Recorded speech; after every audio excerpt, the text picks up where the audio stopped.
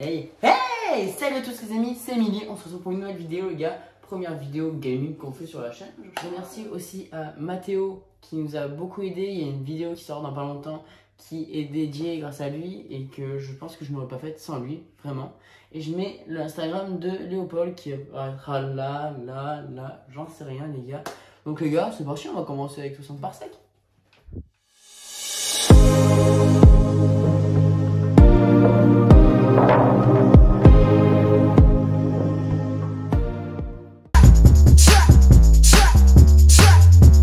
Ok les gars, donc là, nouvelle aventure les gars, c'est parti.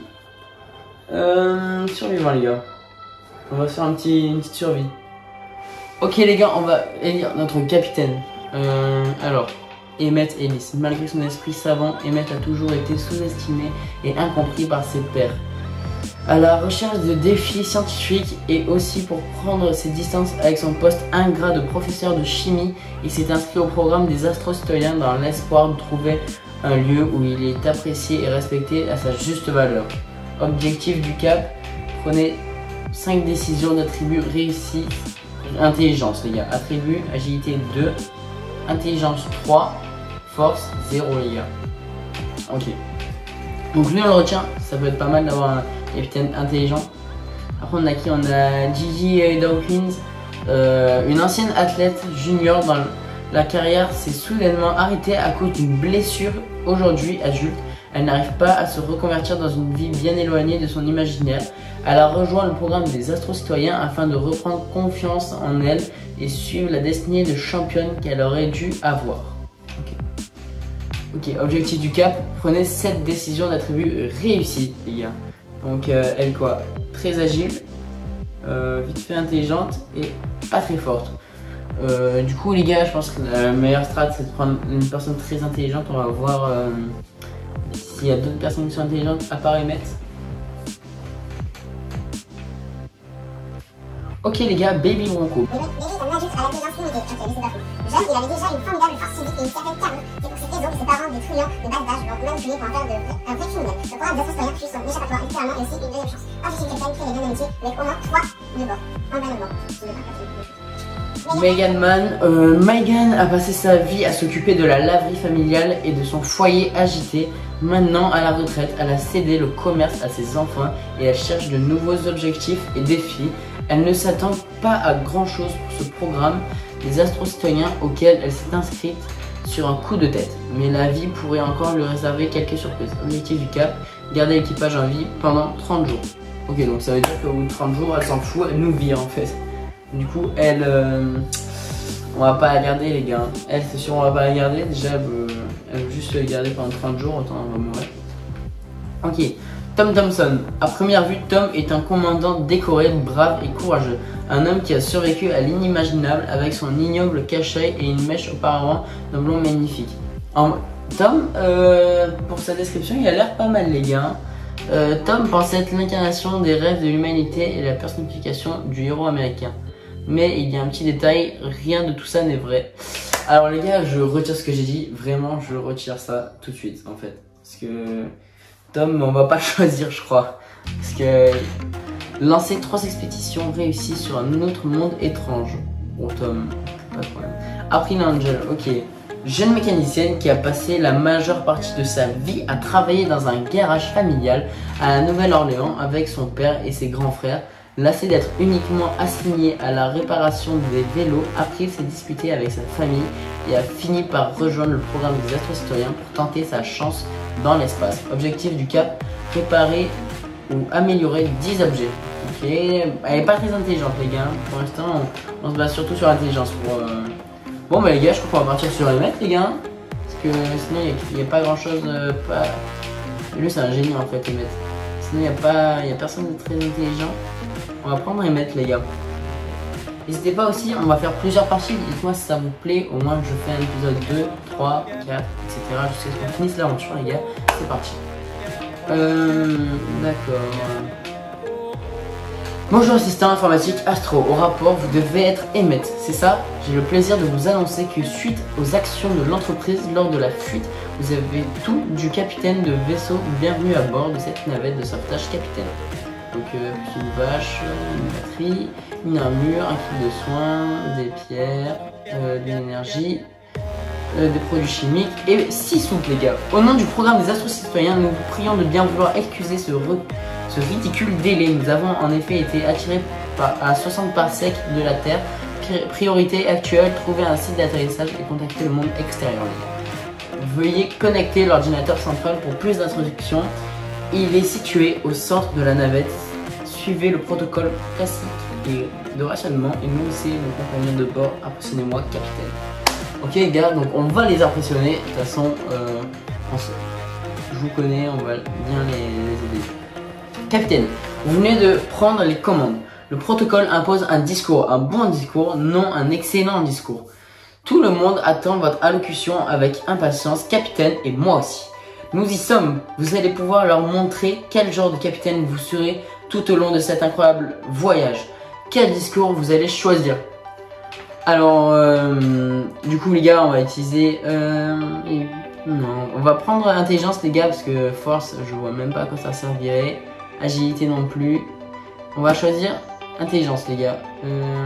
Personne qui a faim, non, il y a tout le monde qui va bien, c'est le premier jour. C'est Gigi, ok, j'avais oublié son nom.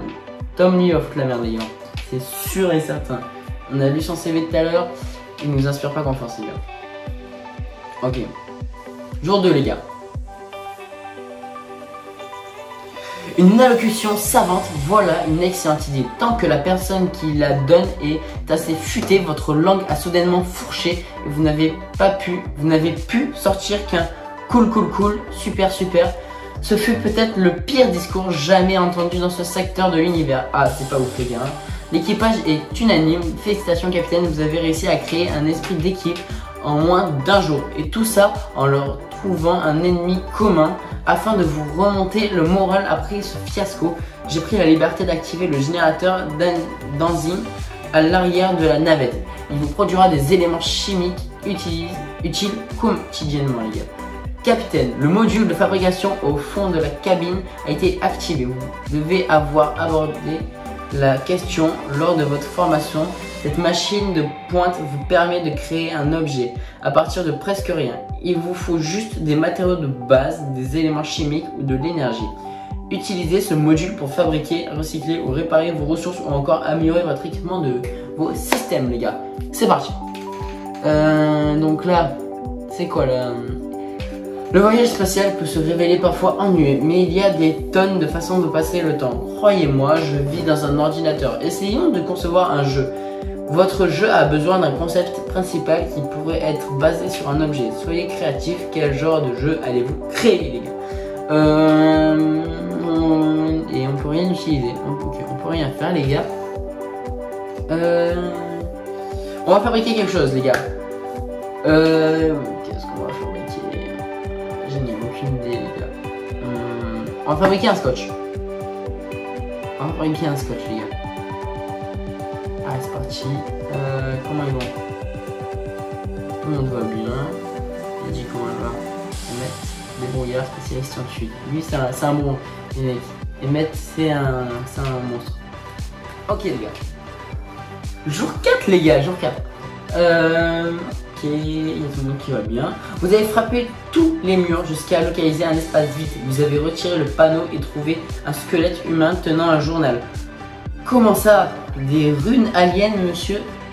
C'est du cyrillique. Cela voudrait dire un espion rouge ici. C'est...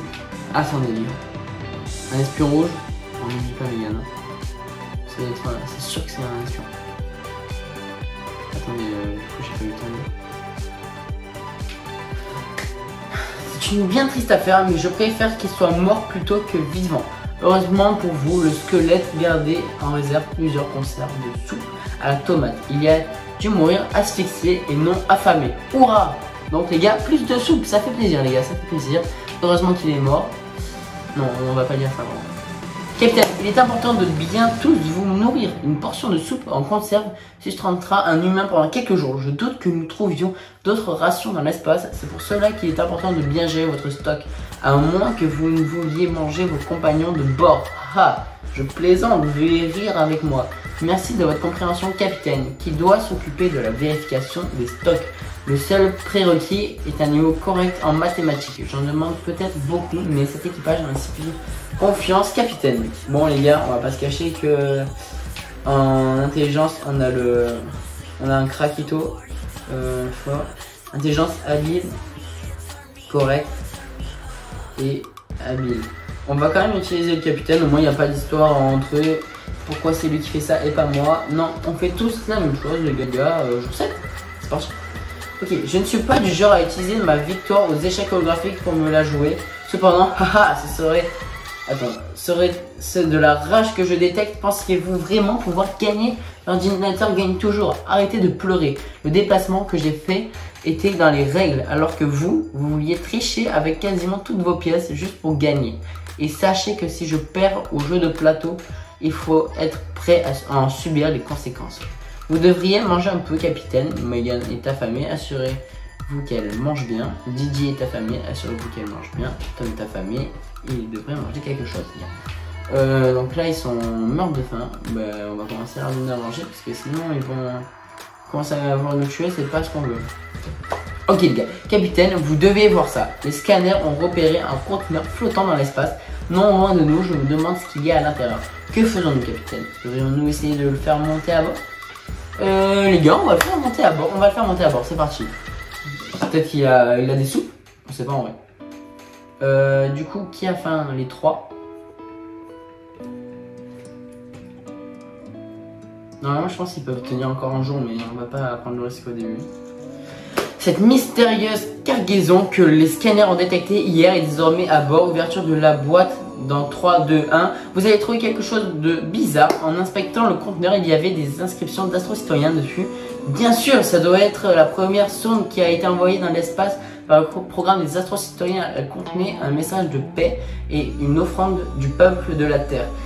Un conteneur rempli de boîtes de soupe à la tomate, c'est là un message de paix universelle. Vous n'êtes toujours pas rassasié. Megan aimerait un peu de soupe. Didier voudrait bien grignoter un peu. Et Tom réclame à manger. Tom, Megan et Didier, vous n'allez pas manger. C'est la merde. La terre n'est plus là. On a besoin de garder nos rations. Et oui. Bon les gars. Ah mais ils sont juste affamés, ça va. C'est quoi ça? Brick chic. Ah ok. Capitaine, je détecte une étrange énergie de distorsion comme des ricochets à la surface de l'espace-temps. Si nous ne sommes pas prudents, nous pourrions nous retrouver coincés dans une boucle temporelle et ne jamais... Capitaine, je détecte une étrange énergie de distorsion comme des ricochets à la surface de l'espace-temps. Si nous ne sommes pas prudents... Ah mais il se répète en fait là. Bon, on va utiliser la batterie parce que les gars, on veut pas être Keblo en fait. C'est le fait pour l'instant. Il deviendrait fou souvent. Premier contact les gars, premier contact. Ok, normalement on a... Je sais vraiment pas ce qu'on va voir. Capitaine, venez voir, je m'emporte rarement, mais c'est un moment historique pour l'humanité et les IA humaines. Nous ne sommes pas seuls dans l'univers. Nous avons fini par décrypter les signaux des transmissions extraterrestres. Un message d'une autre forme de vie. Et non, je ne parle pas des rouges. Nous n'avions jamais rien vu de tel. La galaxie semble abriter plusieurs civilisations intelligentes. Les signaux nous arrivent de partout. Nous pouvons estimer une rencontre prochaine. Notre, ou plutôt votre vie ne sera plus jamais la même, capitaine. La transmission la plus forte est un signal de détresse provenant d'un vaisseau proche. La source se trouve dans l'espace lointain, à une courte distance de notre position actuelle. Megan a toujours le ventre vide qui gargouille. Didier a le ventre qui gargouille. Tom a toujours faim. Vous devriez vous mettre un peu de soupe de côté, capitaine. Tom s'est occupé de sa santé mentale et maintenant alerte. Vous pouvez compter sur lui pour être plus productif, du moins pour un moment. Bon bah les gars, notre équipage il a l'air pas mal là. Affamé, donc alerte. Ok, il est alerte. Tout le monde a l'air bien les gars. Hein. Capitaine, nous rentrons dans un champ de gaz cosmique. Il est d'origine inconnue, mais j'ai ma petite théorie sur... Vous sentez ça? Quelqu'un a oublié de se laver les dents ce matin ou quoi? Non, c'est simplement une fuite de ce gaz dans le vaisseau. Nous pourrions essayer de l'isoler pour l'utiliser plus tard et éviter les effets secondaires de cette fuite. Du coup, ça va être un petit boulot pour l'agilité, ça. Souple. C'est quoi le meilleur en fait? C'est là je crois, ouais c'est là. Ah c'est pas... On voit pas les...